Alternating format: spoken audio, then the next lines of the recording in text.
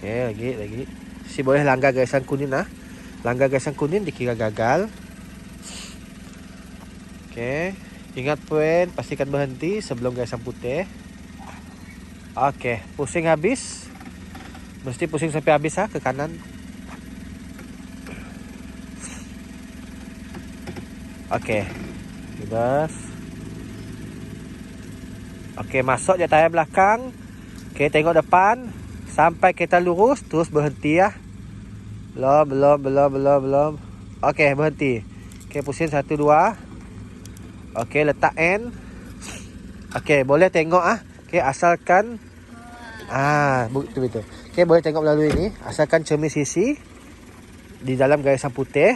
Okey, tengok dari cermin sisi, bumper belakang tidak terkena garisan putih. Boleh Okey, horn angkat tangan. Okey, dia mesti periksa dulu. Horn angkat tangan. Boleh Apabila sudah horn, tayar terkena ni cermin terkena ni tidak dapat adjust lagi. Boleh